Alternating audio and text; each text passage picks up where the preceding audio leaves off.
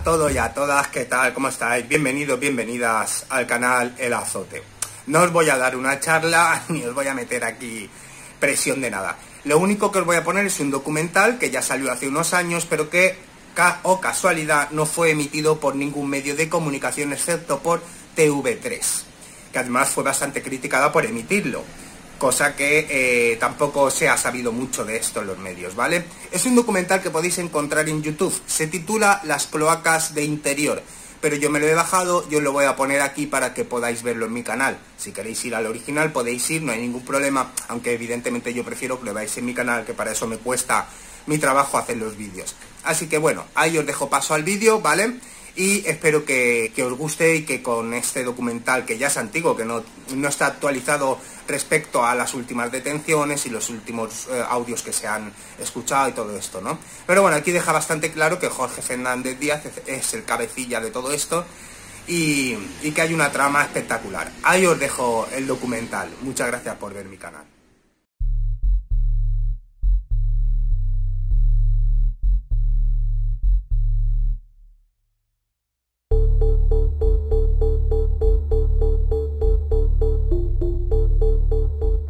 Podría salir, ¿no? Podría salir, pero yo creo que si salen mejor que se haya primero ido a la fiscalía, ¿no? Lo ideal es, si eso está en un juzgado y sale, nadie va a sospechar que sale de policía, de investigaciones policiales, nadie va a sospechar. La fiscalía te lo asigna, hacemos la gestión para... Si la fiscalía me dice, oye, lo he leído, yo entonces lo cierro, los informes los tengo hechos. ¿Cuánto tiempo lo puedes tardar esto? 3 semanas. El presidente lo veo,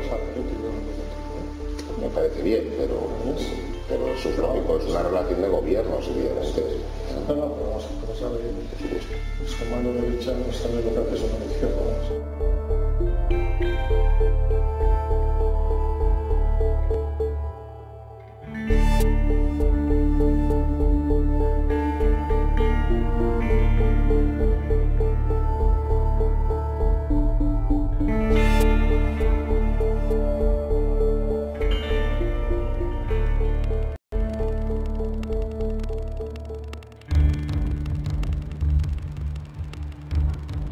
El día 21 de junio de 2016 se hicieron públicas las conversaciones entre el ministro del Interior, Jorge Fernández Díaz, y el jefe de la Oficina Antifraude de Cataluña, Daniel de Alfonso.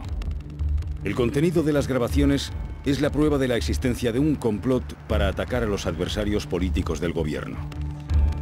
Un hecho gravísimo en cualquier democracia. Llegaron en un sobre anónimo por correo ordinario. Una mañana un redactor me sube el correo y entre esos sobres pues hay uno que tiene un pendrive dentro. Al abrirlo, además anónimo, pues se lo llevé inmediatamente al informático para que viera a ver si aquello era un virus que nos iba a destruir el sistema o no.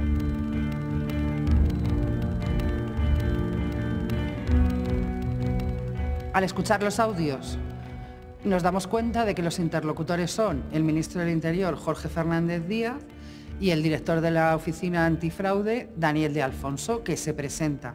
En esa presentación, además, sale un nombre que para nosotros es reconocible, que es José Ángel Fuentes Gago, el jefe de gabinete, que es el que intermedió para que se produjeran las reuniones entre Daniel de Alfonso y el ministro del Interior.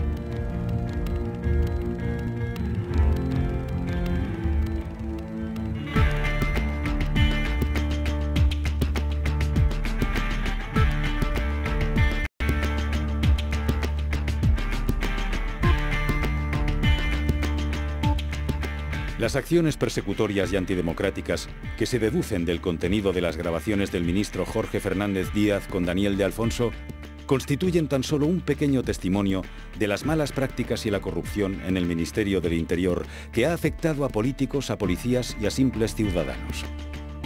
Un grupo de destacados funcionarios del Ministerio ha decidido dar su testimonio. Nosotros estábamos informando de ello y al parecer lo estábamos haciendo tan correctamente que el que fuera que remitió esa grabación al diario público consideró que éramos el mejor lugar y sobre todo el que nos atreveríamos a publicarlo.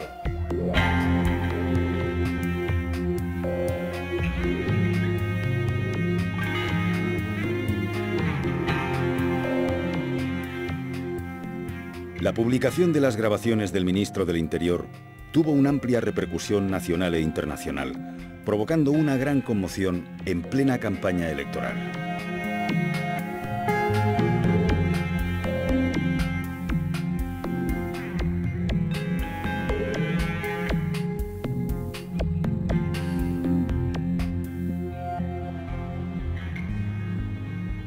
Pero, si me permites, mételo en Fiscalía cuanto antes, porque esto es un torpedo a la línea de flotación. Por tanto, Estoy a tus órdenes.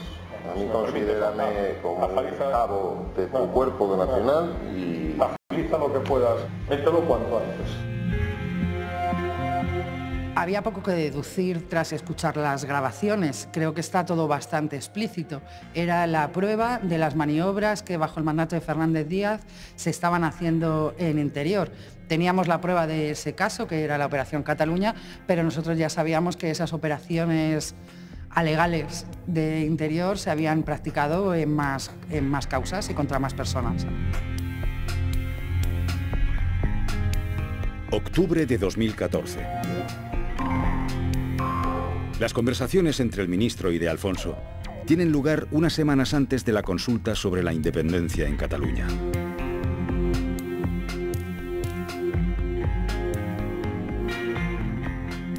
En la conversación entre el ministro del Interior y de Alfonso, el ministro insiste una y otra vez en que la información falsa sobre Trías tiene que salir a la luz, tiene que ser filtrada en el plazo de una semana máximo, para que sea publicada justo antes de la consulta del 9N en Cataluña y, por lo tanto, desacreditar a los que están organizando esa consulta.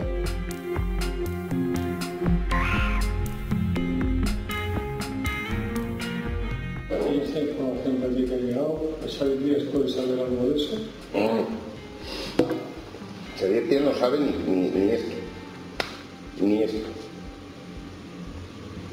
A ver, es que eso a Xavier Díaz lo vamos a ver. Este modo para él, ¿no?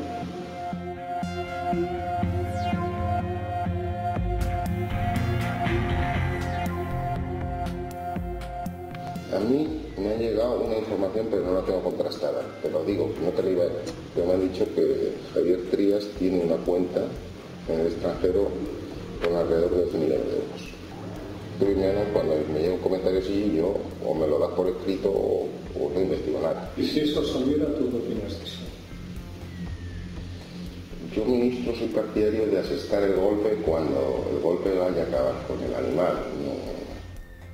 És esperpèntic. El més esperpèntic és sentir el ministre parlant d'aquest tema i parlant del Xavi Trías, com si fossin molt amics, i que resulta que està tramant pues, una manera d'acabar amb una persona que es dedica a la política. No? Jo ho trobo sorprenent, és a dir, és una cosa que et quedes escandalitzat. Jo sempre dic el mateix. Jo sabia que el senyor Jorge Fernández Díaz era deshonest.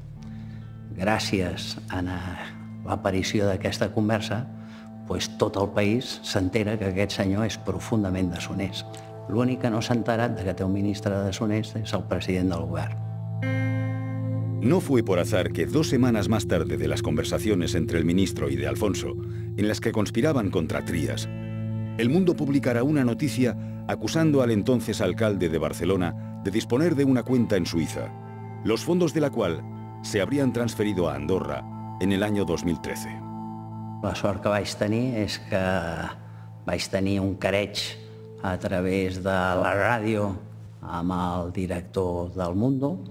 Jo li vaig dir que posaria una querella i el dia següent publicaven el número de compte. I jo he de dir la veritat que els he d'agrair que publiquessin el número de compte perquè això em va permetre que el banc suís fes un certificat dient que jo no havia tingut mai un compte en aquest banc.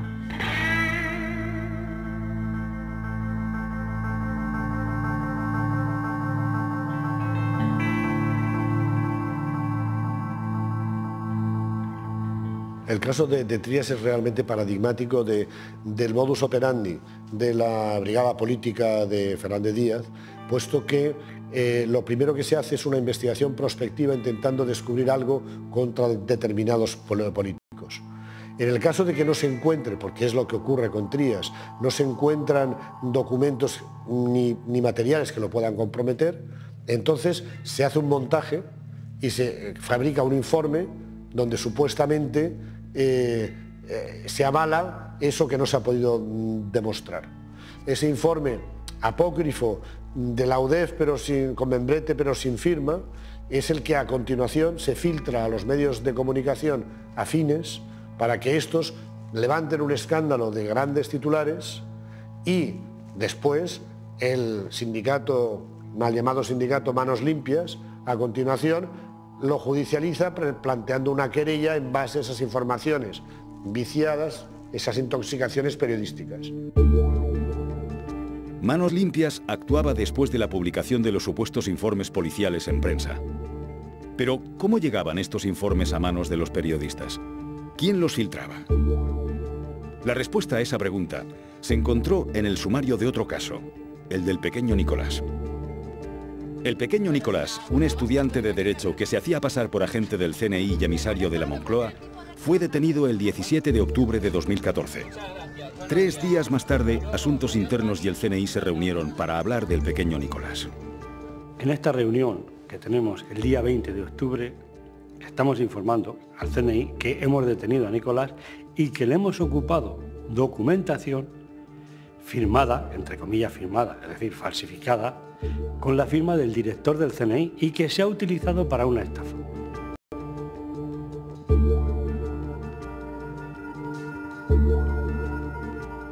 La reunión entre Martín Blas y el CNI fue grabada ilegalmente y hecha pública en diversos medios de comunicación. En la justicia siempre hay que confiar, pero bueno, siempre hay que tener tus ases en la manga. Muchas gracias y buenos días. El objetivo de que se difunda y se distribuya y se haga una grabación ilegal a agentes del CNI de Asuntos Internos era, en primer lugar, acusarles de manipular pruebas, de hacer operaciones alegales y conseguir así que se archive la causa contra el pequeño Nicolás. Como consecuencia del escándalo que estalla cuando esta gente también graba una conversación entre el jefe de Asuntos Internos y agentes del CNI sobre el caso del pequeño Nicolás, las actuaciones judiciales han permitido posicionar los teléfonos móviles de todos ellos durante esas fechas, porque coincidieron. El sumario del caso Nicolai revela las relaciones entre algunos medios de comunicación y la policía en los días previos a la publicación en El Mundo del informe apócrifo sobre Xavier Trías. ¿Qué nos dice el sumario? Que en ese periodo la cúpula policial estuvo en contacto permanente con los periodistas del Mundo. Entre el 20 de octubre y el 23 de diciembre de 2014, el tráfico de llamadas de Inda y Urreiztieta suman más de 200 comunicaciones con la cúpula policial. 68 con el inspector jefe José Ángel Fuentes Gago. 78 con el comisario José Manuel Villarejo y 105 con el comisario Enrique García Castaño. La noticia sobre Xavier Trías la publica El Mundo el día 27 de octubre y viene firmada por Eduardo Inda, Esteban Urreiztieta y Fernando Lázaro. Se publica justo 13 días antes de la consulta sobre la independencia, tal y como pedía el ministro en su conversación con De Alfonso. ABC recibió la misma información sobre la supuesta cuenta de Trías y no la publicó por no considerarla fiable.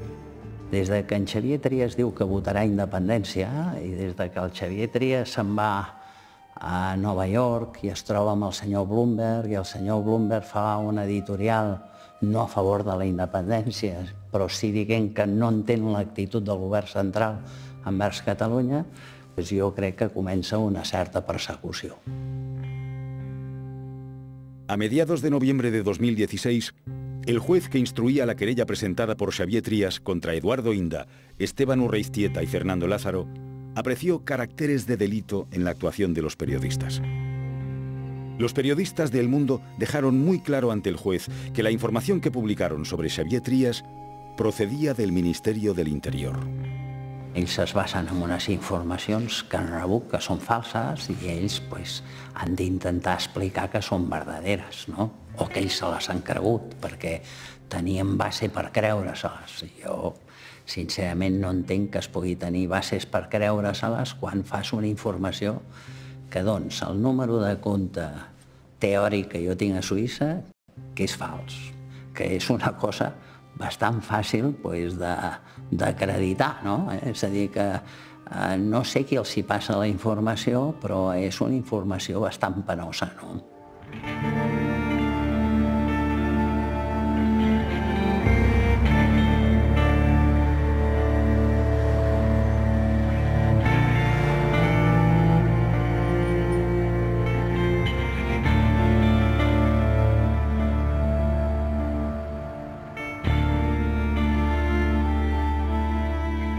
Estos podrían salir, ¿no?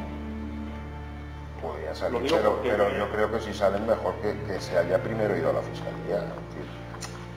Lo ideal es, si eso está en un juzgado y sale, nadie va a sospechar que sale de policía, de investigaciones policiales, nadie va a sospechar.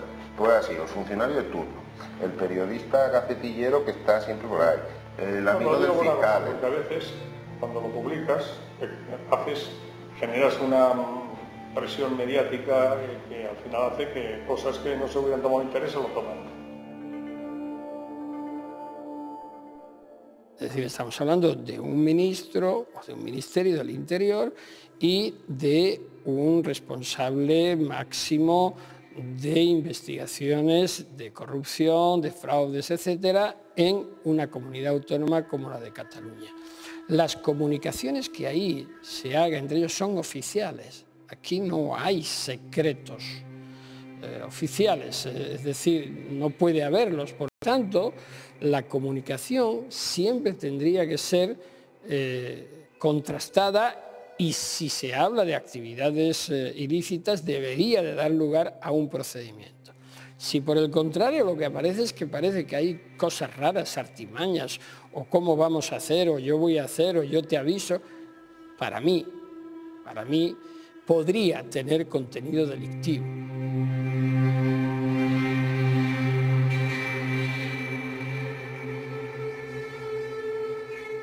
Las informaciones sobre Trías publicadas en prensa procedían de la cúpula del Ministerio del Interior. ¿Pero qué miembros estaban implicados? Este era el organigrama de la policía en octubre de 2014, con Jorge Fernández Díaz como ministro y Francisco Martínez como secretario de Estado de Interior. El cargo más importante del cuerpo es el de director adjunto operativo, ocupado por Eugenio Pino, del que dependían jerárquicamente los principales mandos policiales. Muchos de estos cargos han estado implicados en la guerra sucia.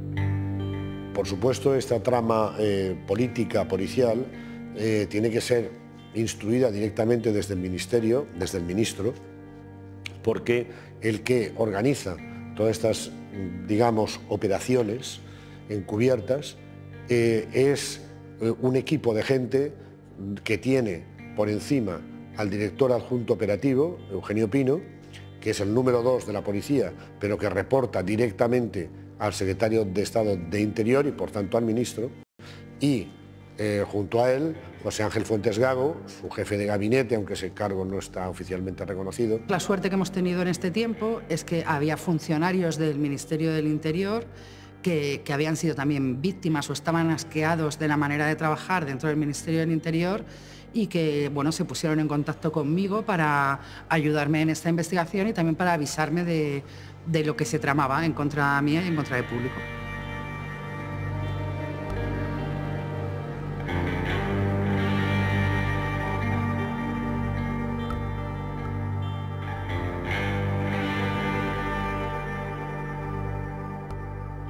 La decisión ahora de salir en una entrevista y denunciar, ¿no?, si se puede llamar así, la situación actual que está aconteciendo en la Dirección General de la Policía, básicamente es por la manipulación política que dicha institución ha hecho últimamente, ¿no?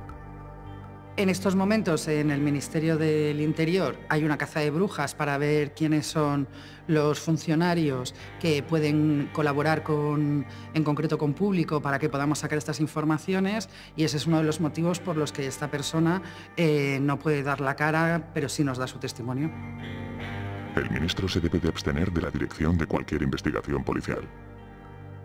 El ministro, su competencia es la coordinación y dirección, pero a un nivel no tan concreto de investigaciones a la carta, por decirlo de alguna manera, ¿no?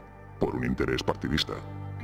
Sin duda que el propio ministro del Interior esté dirigiendo una brigada política para desprestigiar, para hundir a los rivales políticos del partido en el poder, es el mayor escándalo que ha habido en democracia.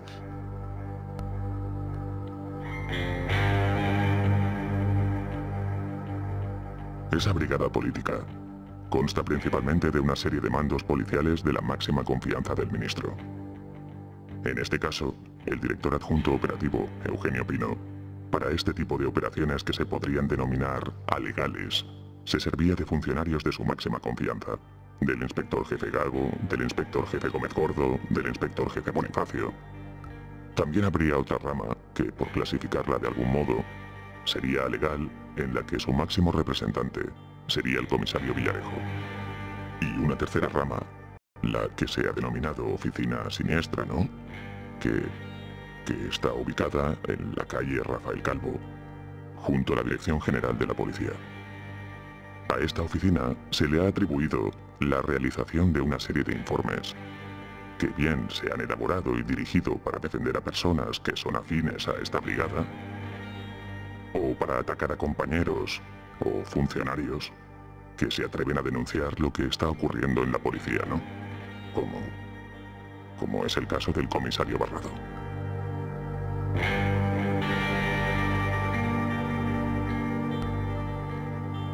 En mis 40 años de policía, o 41, en la vida había visto yo, ni había sospechado, ni lo he visto, que hubiera un grupo de policías que se dedicara a proteger a los malos en contra de las víctimas de los delitos. En los años 90, el secuestro de Anabel Segura conmovió a la sociedad española. El comisario Jaime Barrado fue el responsable de la detención de los secuestradores y asesinos de Anabel después de una larga investigación. Barrado es uno de los mandos más condecorados de la Policía Nacional.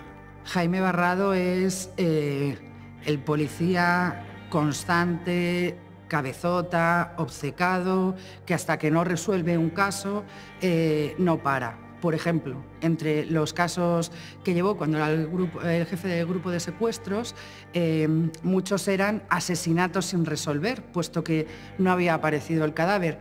Pues a día de hoy, casi 20 y 30 años después de esos casos, él sigue en contacto con las familias y sigue dándole vueltas a los casos para ver cómo se puede, pues finalmente acabar lo que en su momento él no pudo concluir. Los políticos no son las únicas víctimas de las maniobras del Ministerio del Interior. Jaime Barrado sufrió represalias durante su investigación del caso Interligare.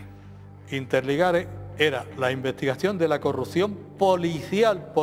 Eran 3 comisarios que habían estado metidos en empresas y habían dejado de pagar o habían dejado de cumplir con sus obligaciones con la hacienda pública y con la seguridad social. Nos pusimos a tirar del hilo hasta que descubrí que los malos estaban siendo advertidos por José Luis Olivera Serrano, que era mi jefe más inmediato.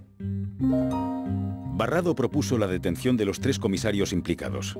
A los 3 días le cesaron. El nuevo destino de Barrado fue la comisaría de Chamartín.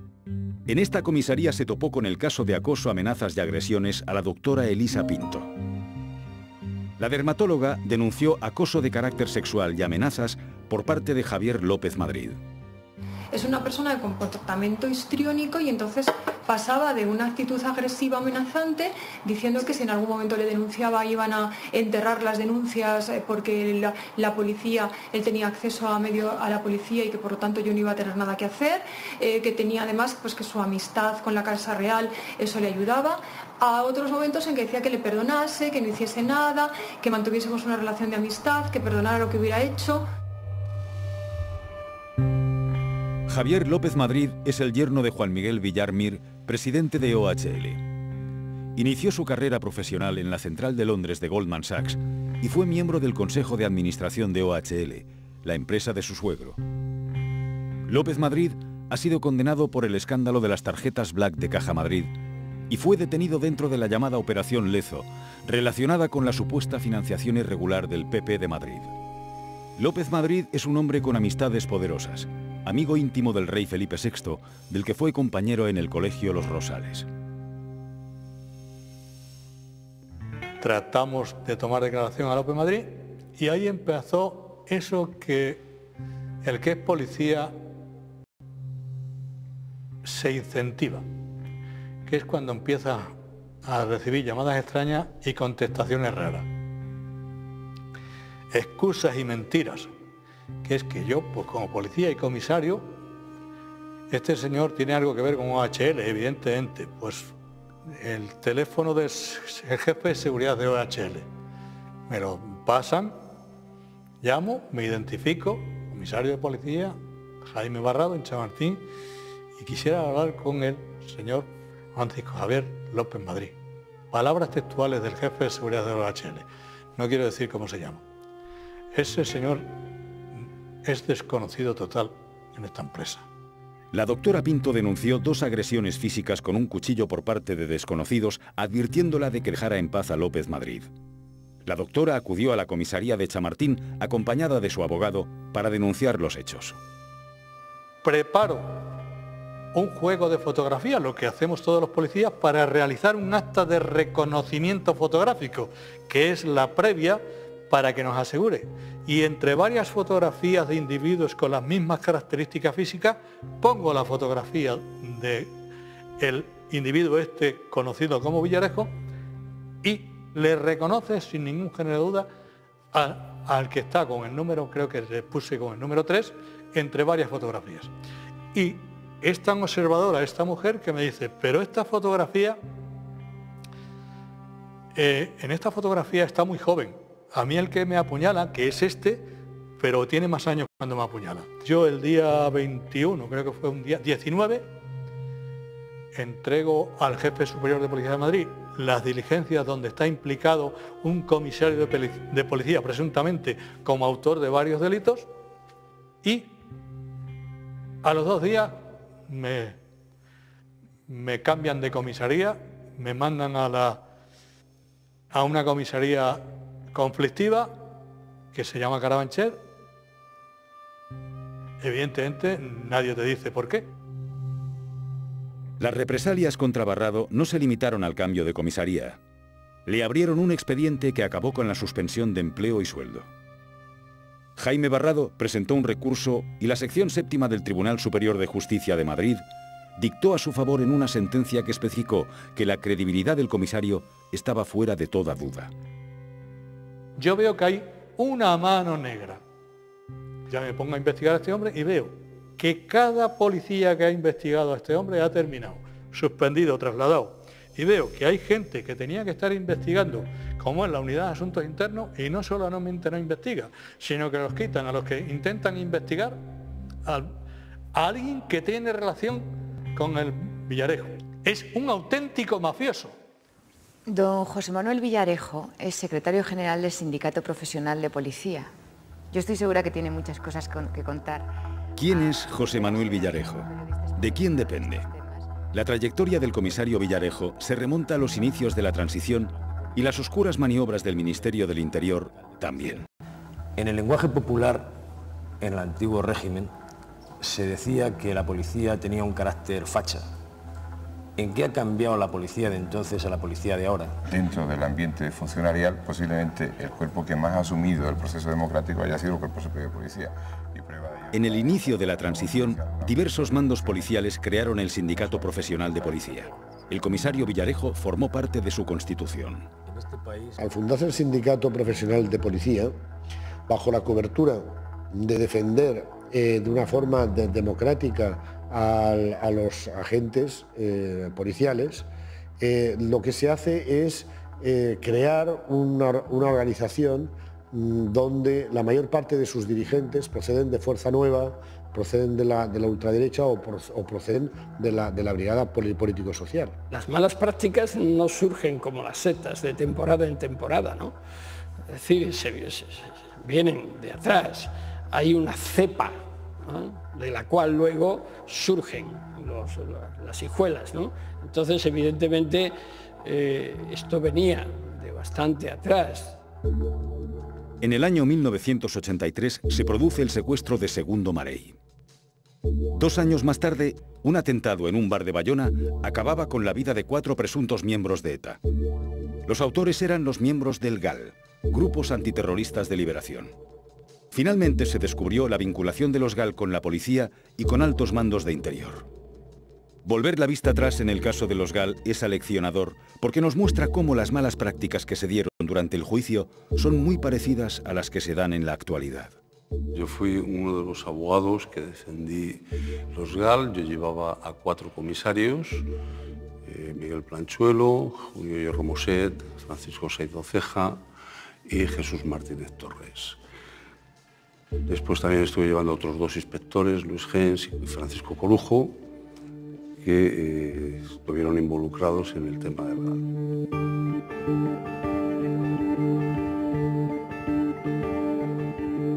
Yo llamé a Felipe González a declarar ante la Sala Segunda del Tribunal Supremo porque entendí que venía esa declaración, debía ser acorde con los derechos, con la defensa que se estaba llevando a cabo por nuestro despacho con los policías que se estaban defendiendo. El juicio de los GAL supuso un golpe muy duro a la credibilidad del gobierno socialista y hubo mucha tensión. En el Ministerio del Interior se produjeron maniobras encaminadas a desprestigiar a Garzón, uno de los jueces que instruían el caso. El informe Veritas, encargado por responsables policiales y políticos del Ministerio, tenía una finalidad: desacreditar a Baltasar Garzón. El mismo modus operandi que en la actualidad, la publicación en prensa de supuestos informes policiales.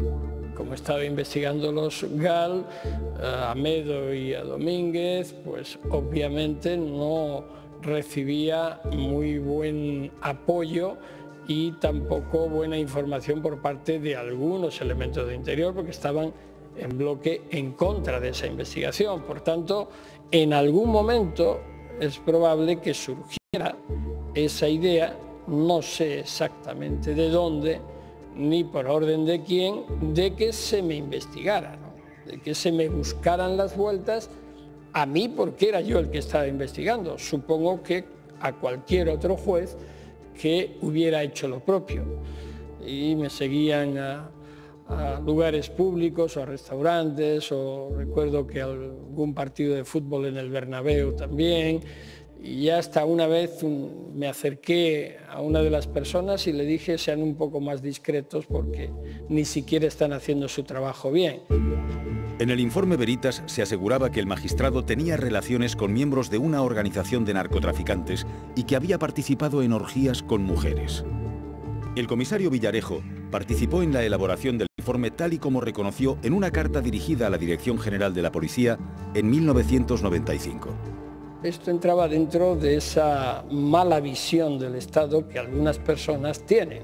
Y para eso crearon un grupo fuera de escalafón, que vinieron responsables desde Barcelona, desde Zaragoza, y se formó un grupo para investigar. Y yo le dije a la secretaria de Estado, digo: sé que estáis haciendo esto. Ella me dijo: yo no soy. Digo: bueno, pues o eres tú o es Juan Alberto Bello, porque no se forma por arte de magia esto. Todo eso parece una película de serie B, pero se hizo e incluso llegó a presentarse el atestado. Yo lo que creo que es que muchas veces los políticos utilizan las fuerzas de seguridad del Estado, no todo lo correctamente que deberían de utilizarlas. A las pruebas me remito con lo que ocurrió hace años con el GAL. Que hubo una serie de políticos con una serie de intereses y utilizaron a los funcionarios del Estado.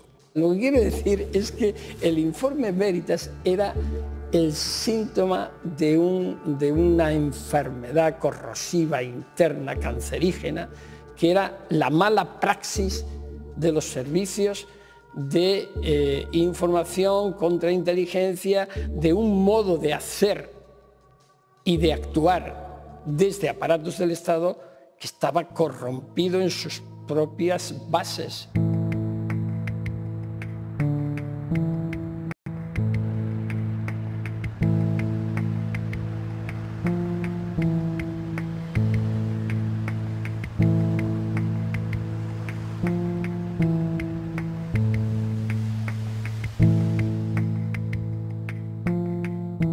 En el año 2009, el diario El País publicó un artículo en el que se denunciaban escuchas a políticos de la Comunidad de Madrid.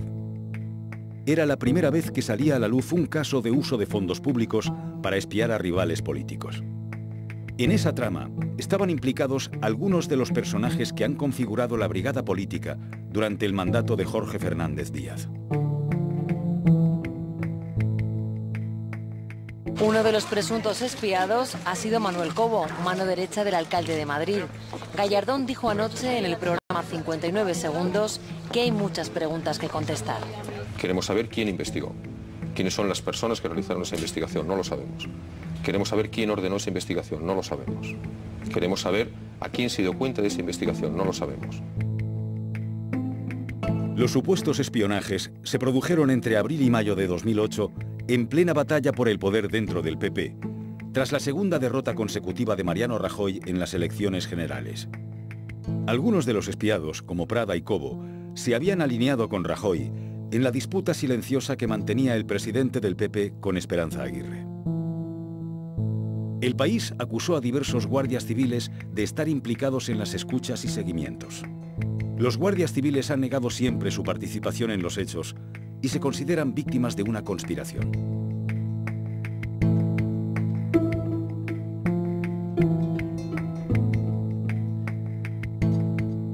En enero del 2008, a principios de enero del 2008, el señor Gamón y el señor Castaño nos reúnen a los 6 asesores en el despacho del señor Gamón y nos transmite que, por especial interés del vicepresidente primero autonómico, en aquel entonces don Ignacio González, tiene especial interés en que nosotros desarrollemos unos seguimientos, a los que el señor Gamón denomina objetivos. Estos objetivos ya se los he trasladado a quien lo tengo que trasladar, que es a la autoridad judicial. Pero vamos, no me importa decírselos, era el señor Gallardón, el señor Cobo, el señor Prada, la señora Cifuentes, un señor que se apellida Cabezas, otro señor que se apellida Núñez y 2 o 3 alcaldes de localidades madrileñas. Si los guardias civiles niegan haber realizado los seguimientos, ¿quién los efectuó? Al comisario Jaime Barrado se le encargó la investigación de las escuchas cuando ya había salido a la luz que la comunidad autónoma había contratado a una empresa de detectives. El espionaje lo practicaban personas, que esas personas cobrarían dinero, utilizarían coches, teléfonos, eso vale dinero y ese dinero pues saldría de las arcas públicas, con lo cual era malversación de fondos públicos. Una de las cosas que es anecdótica que descubrí en delincuencia económica es que los ladrones roban, los políticos y la gente importante no roban. Ya van cambiando la terminología del verbo. Malversan, caudales, desvío de fondos. Los desvíos van siempre se desvían para el mismo sitio. El comisario Jaime Barrado debe de tener clarísimo lo que hay aquí. O sea, él debe de saber que esto es una porquería. Y tampoco creo que no sospeche que los seguimientos reales estaban en Método 3 y no en nuestras personas.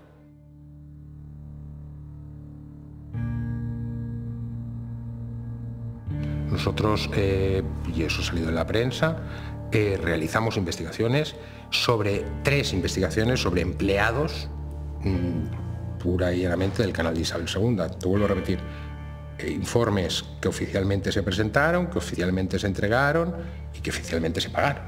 Yo soy abogado y soy detective privado y a mí me rige la Ley de Seguridad Privada, el Código Penal y el Estatuto de la Abogacía y por lo tanto todo lo que sea en nombre de clientes y de investigados deberé negarme, como ustedes podrán entender, a contestar.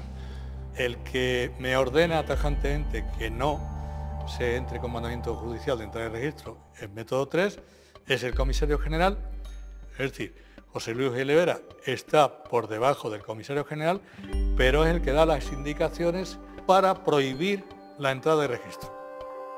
A los guardias civiles se les ordenó que se situaran en las localizaciones en las que se encontraban los políticos supuestamente investigados por detectives privados. Esa es la razón por la que fueron imputados en la causa.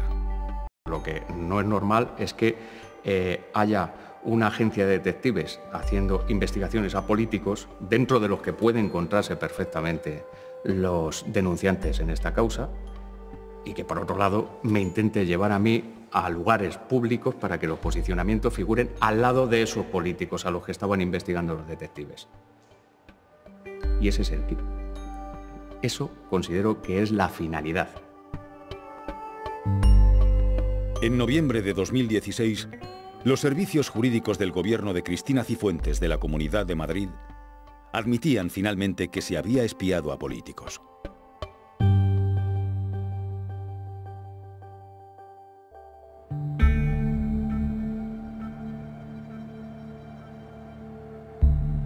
Hemos visto cómo el comisario Villarejo está presente en muchas de las tramas que hemos narrado hasta ahora. José Villarejo actúa siempre en beneficio propio, a través de su entramado de empresas.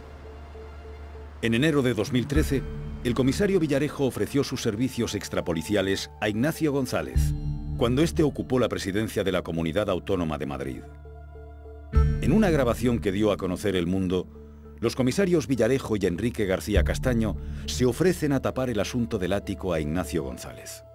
El papel del comisario Villarejo dentro de la policía es siempre muy dudoso, siempre aparece relacionado con operaciones muy dudosas, nunca firma sus informes, no se sabe a qué unidad está escrito, no sabemos de dónde viene la información que aporta, nunca la va a ratificar a un juzgado. Lo que sí que parece es que sus empresas privadas han estado relacionadas con muchos casos que había diligencias abiertas dentro de la policía, lo que es algo bastante extraño, si no irregular. Según revelaron El País y Público, el entramado de empresas de José Villarejo suma varios millones de euros. Junto a su actual esposa Gema Alcalá Garcés y el abogado Rafael Redondo Rodríguez, participa y en algunos casos figura como presidente o administrador único en 12 sociedades. En una grabación que publica un medio que se llama Público, pues aparece una grabación del propio comisario Villarejo en donde presume o dice o manifiesta que tiene relación con empresarios, con jueces, con fiscales. ¿Cómo conseguía José Manuel Villarejo la colaboración de jueces y fiscales? Schola Juris, una sociedad vinculada al comisario Villarejo, está dedicada a impartir másters para estudiantes de Derecho. Sus profesores son altos mandos de la policía, de la Guardia Civil y, sobre todo, magistrados y fiscales. Como Manuel Mois, nombrado por el PP fiscal anticorrupción, o José Manuel Maza, magistrado del Tribunal Supremo, nombrado por el PP fiscal general del Estado. Las actividades lucrativas de Villarejo se sobreponen y confunden con sus acciones en la brigada política, como es el caso de sus movimientos en la llamada Operación Cataluña.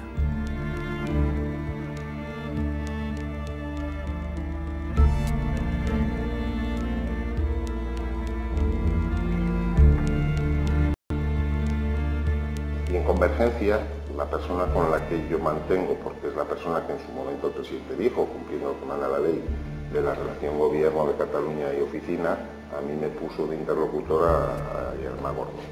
Porque esto pasaría porque Artur Mas dejara el partido o dejara la presidencia, eso es evidente, que ahí es donde entraría Yerma. ¿Y cuándo, en ese escenario que tú dibujas, para cuándo dejaría la presidencia de la Generalitat? Bueno, es que si se consigue forzar el año y medio que queda de legislatura, en las próximas elecciones él ya habrá dimitido, habrá un nuevo secretario general.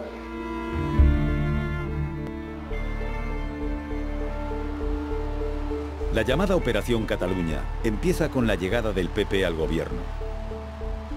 Se pone en marcha la Brigada de Revisión de Casos con el supuesto objetivo de investigar aquellas causas que la cúpula policial entendiera que habían quedado sin resolver. Yo llego en el 2012 a la Unidad de Asuntos Internos.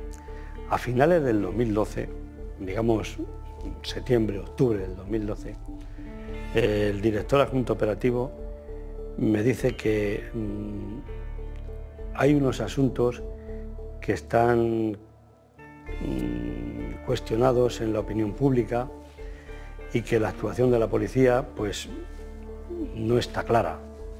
Esos asuntos son el caso Faisán y el 3%. Son cosas que están en la prensa a diario. Uno de los asuntos que se quería reactivar era el caso Palau y todo lo relacionado con Jordi Pujol y Convergencia. El director adjunto operativo me pide entrevistarme con el fiscal, con Sánchez Dulet, para explicarle lo que los funcionarios que él dirigía habían encontrado al analizar el asunto del Palau, el caso Palau. Bien, entonces me pide que venga a Barcelona a entrevistarme con el fiscal.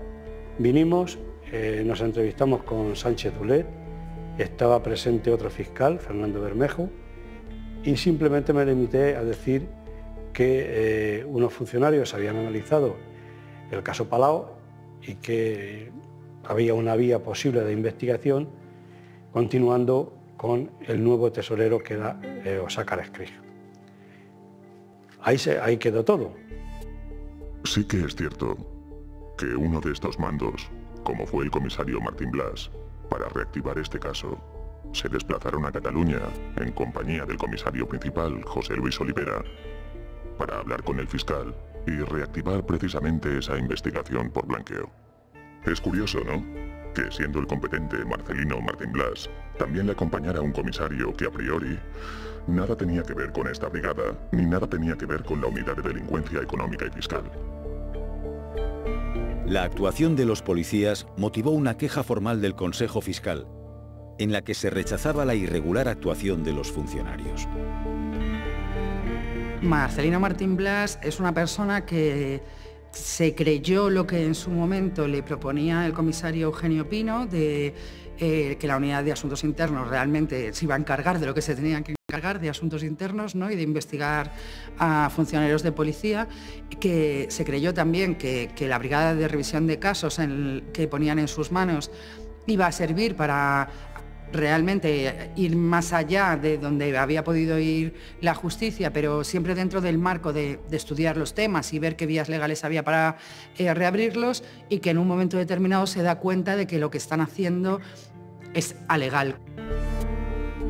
Unos meses más tarde de la constitución de la Brigada de Revisión de Casos, El Mundo publicó un supuesto informe de la UDEF en el que se acusaba a Jordi Pujol y a Artur Mas de disponer de cuentas en Suiza.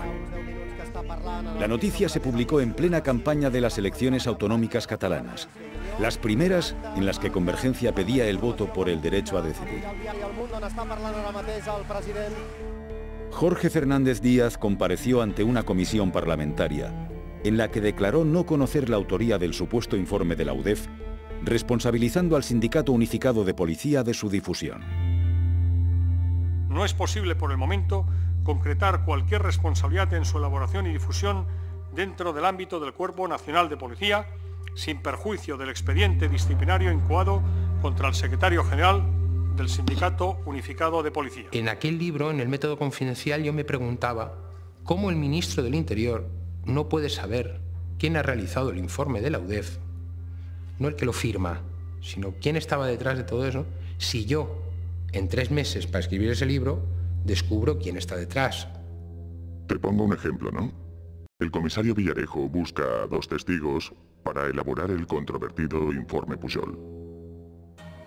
Uno de los testigos es Victoria Álvarez y utiliza una identidad ficticia que ha salido en los medios de comunicación, como es la de Javier Hidalgo, JJ Hidalgo, bajo la profesión de periodista, ¿no? Y otro testigo es Javier de la Rosa, con quien utiliza otra de las identidades supuestas que utiliza para contactar con este testigo, como es la de Manuel Pérez Villar, bajo la profesión de abogado. Todo ello sin un control judicial, como así exige la ley que regula trabajar bajo estas identidades supuestas, que es la Ley 5/99, que sería la de agente encubierto, ¿no? Yo es que a Villarejo siempre lo he conocido con sus empresas privadas. Yo al comisario Villarejo oficial o policía al que tú te refieres lo conozco a raíz de que me lo describe Javier de la Rosa como la persona que lo lleva a la UDEF a declarar contra la familia Pujol o con todo lo que él supiese. Y entonces, cuando me lo describe ahí, me doy cuenta que es el Pepe Villarejo que yo había conocido en sus empresas privadas. Detrás del falso informe de la UDEF publicado por El Mundo estaba la brigada política del Ministerio y uno de sus elementos más activos, el comisario José Manuel Villarejo. En una conversación telefónica que llegó a público, Villarejo habla con Javier de la Rosa, presentándose como el abogado Manuel Villar, una de sus falsas identidades. Yo me he comprometido y estoy haciendo a reorganizar tu vida, tus problemas personales, tu historia, etcétera, etcétera. Yo, al margen de todo esto, que yo te estoy muy agradecido y estoy de acuerdo con No, si no hay agradecido, si aquí, esto es un toma y daca. De la conversación se deduce un acuerdo. De la Rosa dará información sobre el expresidente de la Generalitat, Jordi Pujol, y Villarejo solucionará al financiero sus problemas legales y económicos. De la Rosa solo cobró una parte del dinero prometido, pero ¿de dónde salía el dinero para estos pagos? Unos WhatsApps entre el pequeño Nicolás y Javier de la Rosa revelan la implicación del sindicato Manos Limpias en parte del pago. El círculo del modus operandi de la brigada política que describimos al principio se ve confirmado. Javier de la Rosa está pidiendo todo el rato a Nicolás su mortadela, ¿no? La mortadela que le han dejado a deber ese abogado Manuel Villar, que era el comisario Villarejo, y que en teoría le pagó 200.000 euros por la información y le dejó a deber otros 200.000. Javier de la Rosa debe de conseguir algo porque se alegra, pero le dice a Nicolás, de todas formas pasaré también por la charcutería de Manos Limpias. El otro personaje utilizado por Villarejo en la elaboración del informe Pujol fue Victoria Álvarez, a quien convenció de declarar ante la UDEF. La exnovia de Jordi Pujol Ferrusola se hizo muy popular a raíz de la comida que compartió con Alicia Sánchez Camacho en el restaurante La Camarga de Barcelona. Lo que se habló en esa comida fue grabado por la agencia de detectives Método 3. Policía no podemos ir, porque policías son todos... Bueno, yo iría directamente a Fiscalía y a quien conocemos de Fiscalía. El único hecho es que nosotros en 2010 recibimos un encargo del entorno de Alicia Sánchez Camacho para realizar una grabación y que 3 años después Alicia Sánchez Camacho hace que me detengan por realizar esa grabación que era legal y consentida. Ese es el único hecho. Todo lo que conlleve después, toda la opereta de Alicia Sánchez Camacho diciendo llegaré al final, y todo eso entra dentro de la falacia de una mentirosa compulsiva. Punto. Reprovar l'actuació de la senyora Alicia Sánchez Camacho per incomplir l'article 59.5 de l'Estatut d'Autonomia y en segon lloc... El 3 de junio de 2014, el Parlamento catalán reprobaba a la presidenta del PP, Alicia Sánchez Camacho, por no haber comparecido para explicar su vinculación con el caso Método 3. ¿Qué papel jugó Alicia Sánchez Camacho en la guerra sucia del Ministerio del Interior? Si es que si Alicia Sánchez Camacho reconoce alguna vez que lo sabía, está reconociendo 3 delitos.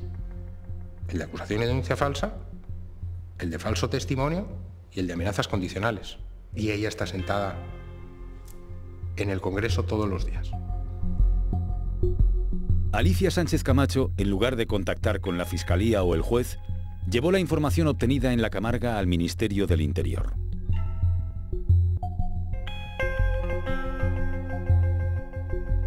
Jorge Moragas, que conocía a Victoria Álvarez de su época escolar, la animó a declarar en unos WhatsApps. Victoria Álvarez, en una conversación con Villarejo, habla de su relación con Moragas. A Moragas sí que le he mandado una serie de mensajes esta mañana. Digo, mira, me había equivocado creo que con Alberto, pero siguen estando ahí. Le he dicho, digo, como demuestren y piensa que a prensa... yo no sé nada de este circo y además dice, y el único perjudicado soy yo. Digo, vete a la mierda, tú de perjudicado no tienes nada. ¿Vale? Pero ¿te ha contestado Moragas por lo menos? Soy yo. ¿Te ha contestado él? ¿Te ha contestado Moragas por lo menos? Sí, me ha contestado, me ha contestado 2 o 3 mensajes. Por lo menos tiene la ventaja. Espero no defraudarte, presidente, estar a la altura de las circunstancias, como siempre tú dices, y algo que he aprendido... Jo crec que el senyor Jorge de Moragas, que és un senyor que està al cantó directe del senyor Mariano Rajoy, és una de les persones instigadores amb el senyor Jorge Fernández Díaz, i estic segur que amb la senyora Alicia Sánchez Camacho per organitzar tota aquesta actuació en contra d'unes persones. Això no ho puc demostrar, però cada dia està més clar que això és així.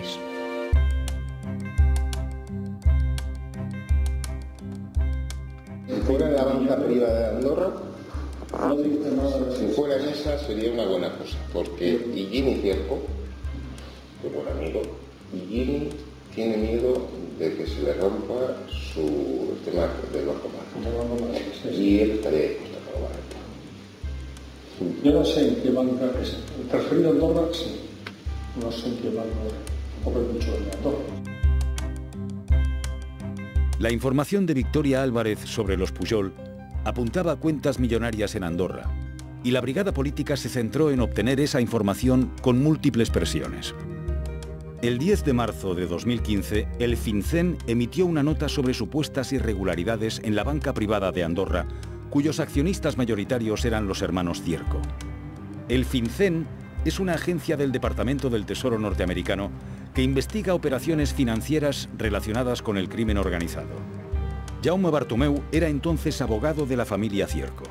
Vaig demanar hora per parlar amb el cap de govern i el cap de govern es va fer acompanyar pel ministre de Finances.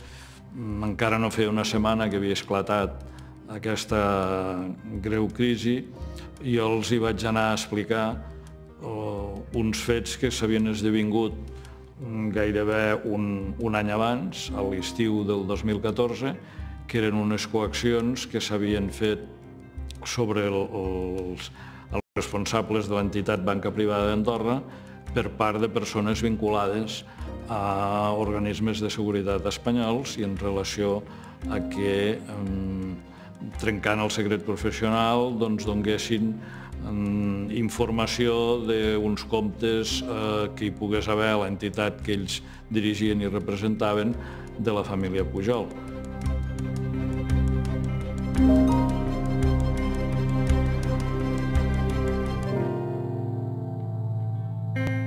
El FinCEN acabó retirando su acusación después de valorar positivamente las acciones emprendidas por el gobierno andorrano sobre BPA.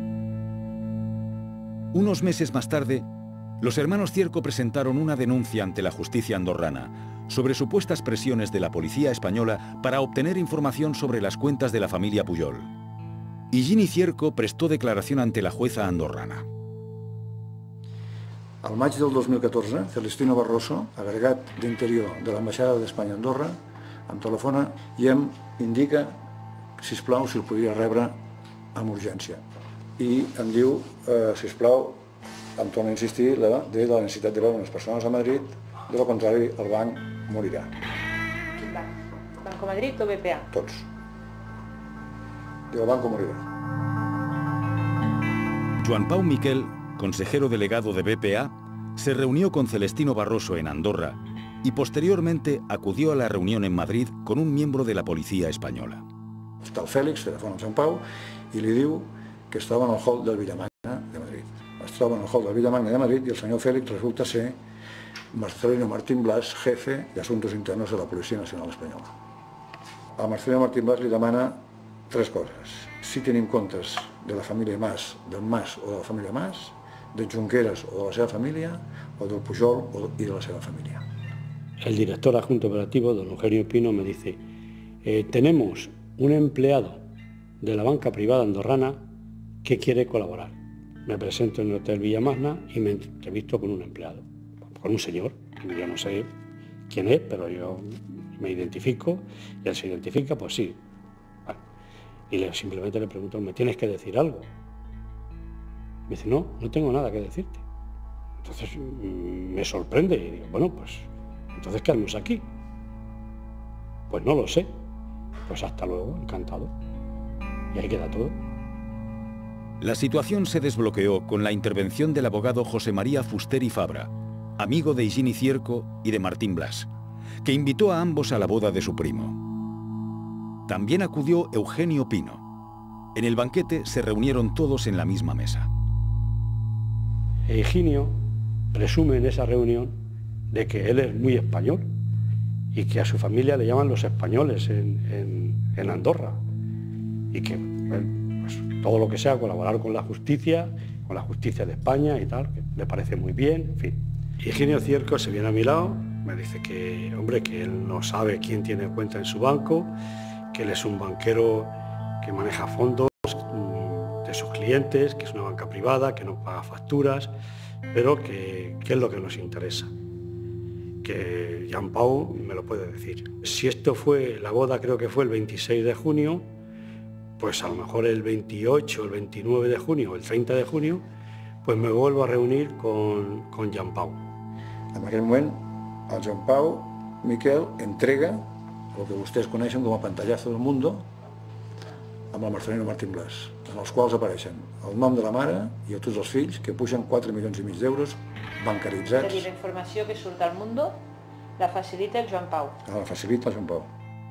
Me parece que eran 2 cuentas o 3, no recuerdo, pero recuerdo que una era del expresidente, del señor Pujol, una de su señora, y me parece, no recuerdo bien, pero que otra a nombre de una hija. Pero la cantidad era muy pequeña, estamos hablando de 1,5 millones de euros o una cosa así, y me lo da en un papel, son 3 líneas, el número de cuenta y la cantidad.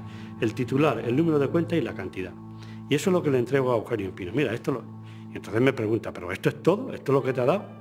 Pues mira, esto es lo que me ha dado. Sembla que els comptes que es van donar a l'estiu del 2014 i les xifres que hi havia en aquests comptes no satisfeien a qui ho havia demanat i algú es pensava que les xifres havien de ser multiplicades per molt més amunt del que eren i per això ho devien buscar, ¿no? Los intentos de encontrar más cuentas de los Pujol en la banca privada de Andorra continuaron después de la entrega del pantallazo. Mira, un moment donat, algú que no em consta que fos la Fiscalia andorrana deixa entrar a Andorra i dins d'Andorra a les oficines centrals de BPA a uns organismes policials espanyols que actuen, suposem, sota instruccions de la Fiscalia espanyola i mitjançant el procediment informàtic de buidat dels arxius s'emporten tots els arxius de tots els comptes dels clients de banca privada d'Andorra. Això jo crec més gros que això, més fort que això, crec que ja no ho trobaríem, no? La actuación de los cuerpos de seguridad españoles en el vaciado de las cuentas de BPA es un atentado al secreto bancario y una vulneración a la soberanía de un Estado vecino. A raíz del pantallazo de El Mundo, Jordi Pujol hizo una declaración pública inculpatoria en la que afirmó tener dinero en Andorra sin regularizar, procedente de una herencia de su padre. La autoinculpación de Pujol conmovió a la sociedad catalana.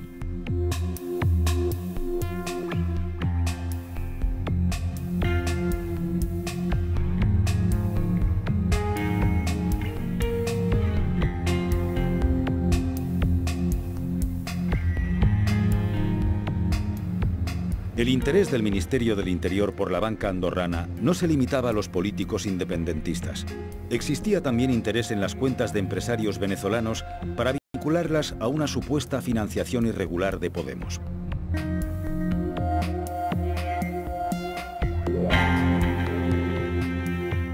A mí se me interviene el teléfono dentro del marco de la Operación Clotilde, hoy conocida como causa Petrov por los medios, y esto sucede entre básicamente noviembre del año 2012 y marzo del año 2013. Y se me intervino el teléfono digamos, en una causa que no tiene nada que ver con lo que es la causa BPA de hoy en día. Y le digo, la Guardia Civil miente deliberadamente y de forma reiterada cuando dice que yo he viajado a Rusia. La Guardia Civil... Pablo Laplana fue investigado y su teléfono pinchado por orden judicial en el marco de la Operación Clotilde, o caso Petrov, sobre corrupción urbanística en la Costa Brava vinculada a la mafia rusa. Después de la declaración de Laplana en la audiencia, fue desimputado de la causa. La única motivación que yo creo que tenía, en base a los elementos que obran en la causa, era la de escuchar otras conversaciones que nada tenían que ver con lo que se estaba investigando, que yo mantenía, por una situación muy concreta, con un colectivo de empresarios venezolanos. Al atacar a Venezuela utilizándome como excusa, se desprestigia a Venezuela y por la asociación Venezuela-Podemos, por extensión, se desprestigia a Podemos.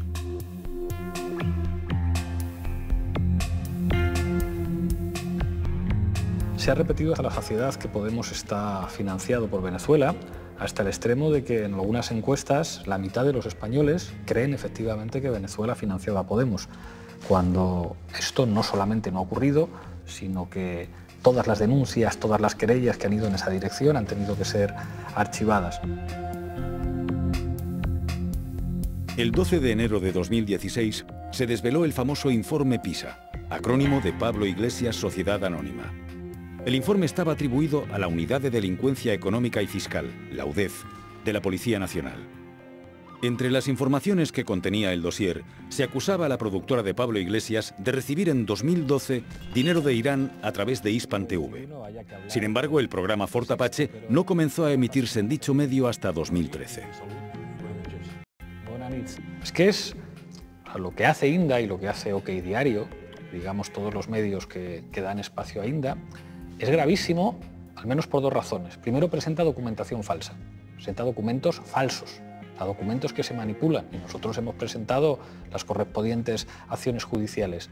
Pero es que además después, cuando le denunciamos, dice que vaya a declarar el jefe de la policía. Y es como, usted está diciendo que el informe falso, que el papel falsificado que usted ha sacado, que ha habido el banco en el paraíso fiscal, ha salido diciendo no conocemos ni al señor Iglesias ni a su familia, le conocemos absolutamente de nada. Entonces usted dice que ese papel falso se lo ha dado uno de los jefes de la policía en España. Pues que esto es de chiste, pero es gravísimo. Si en un informe policial no está en papel policial, no tiene registro de salida y no está firmado por policías con su número de carnet profesional, eso es una chapuza. Y si el informe PISA, por supuesto informe PISA, que yo no lo he visto, pero parte de una información que no está suficientemente registrada y tramitada, eso no sirve para nada. Eugenio Pino, el número 2 de la policía, se querella contra Público y contra mí por calumnias al desvelar que había mantenido reuniones con Eduardo Inda para filtrarle el informe PISA contra Podemos y marcar las fechas de publicación. La jueza decidió archivar la causa porque veía que nosotros llevábamos razón. Pino recurre y la Audiencia Provincial dice que es verdad, que hay que hacer diligencias de investigación que además se habían pedido y que no se habían hecho. Precisamente era Público quien las había pedido, que eran los posicionamientos de los teléfonos móviles del señor Eduardo Inda y de Eugenio Pino en los días que nosotros dijimos que se reunieron. Y misteriosamente, después de conseguir que se reabra el caso y de que la audiencia diga que hay que practicar esas diligencias, Eugenio Pino decide retirar la querella contra Público. Y llega a Manos Limpias y dice, con toda esta basura que hago, intento presentar una querella. Presentan una querella, otra querella, y en todas el Tribunal Supremo les dice no, no ha lugar, no ha lugar, no ha lugar. Bueno, la realidad ahora es que el jefe de Manos Limpias está en la cárcel. El 15 de abril de 2016 se ponía en marcha la llamada Operación Nelson de la Policía Nacional contra Manos Limpias y la Asociación de Servicios Bancarios Ausbank por extorsión, fraude en subvenciones, estafa y administración desleal. Se decretó prisión incondicional para Miguel Bernard y Luis Pineda.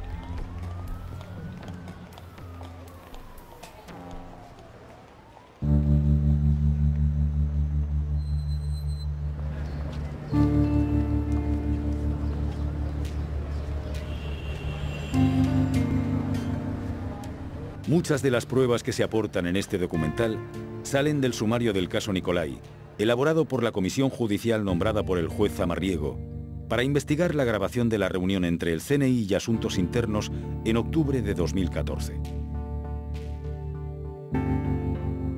Y es que el juez, a la vista de lo que he contado, a la vista de que se han cometido esas irregularidades que él no ha visto nunca en una investigación, decide crear una comisión judicial.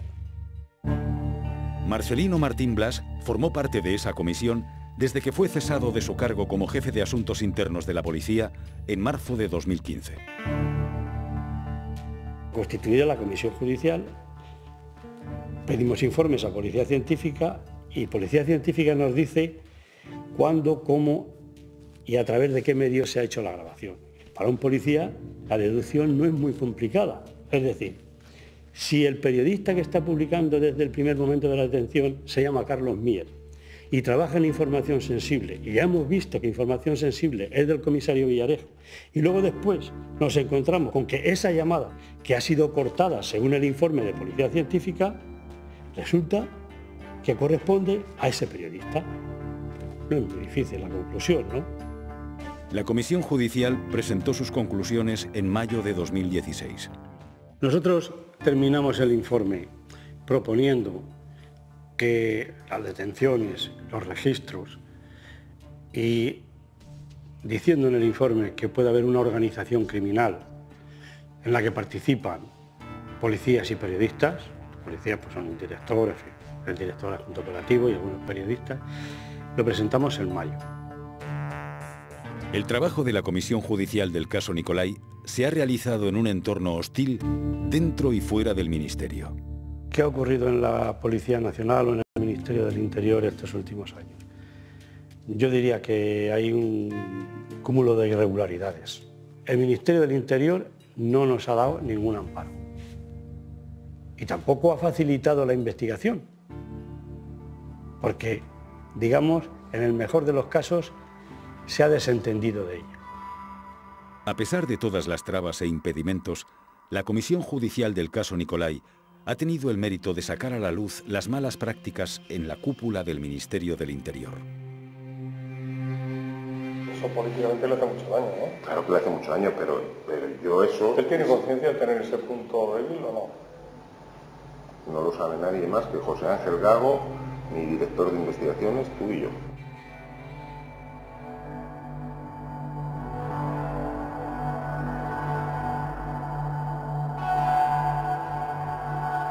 Las grabaciones al ministro aparecen en público unas semanas más tarde de la presentación del informe de la Comisión Judicial. Entre las acusaciones que recibe Martín Blas está la de haber grabado al ministro Jorge Fernández Díaz. Simplemente quiero dejar constancia que yo ni he tenido la grabación del ministro, ni he grabado al ministro, ni sé grabar.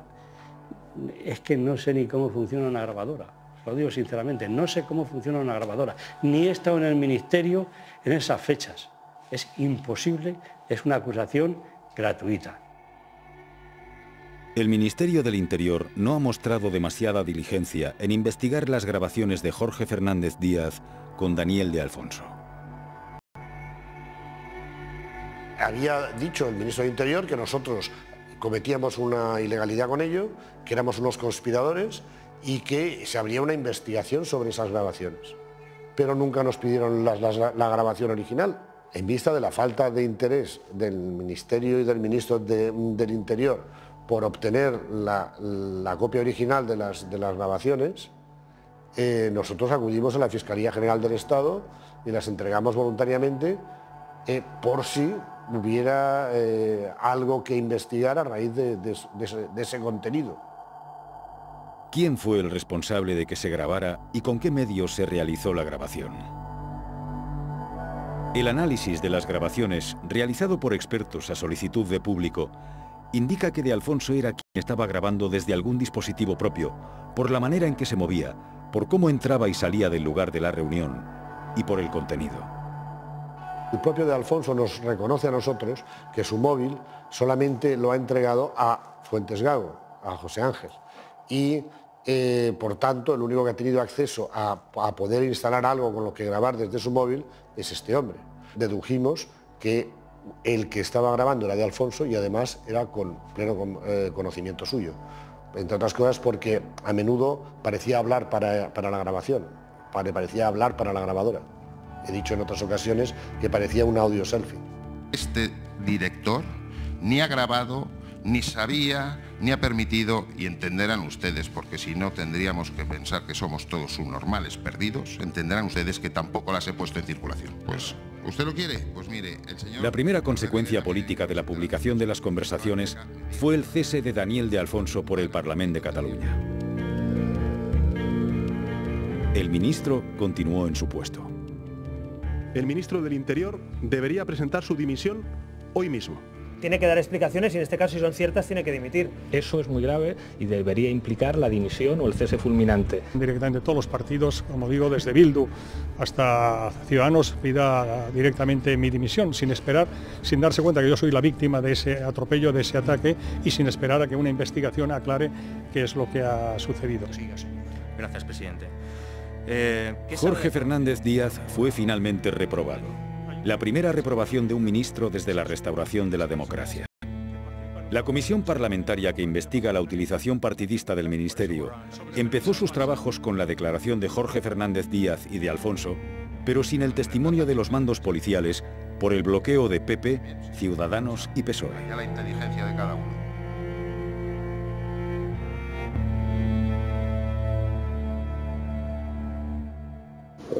El presidente del gobierno sabe, me parece bien, pero es lógico, es una relación de gobierno, evidentemente.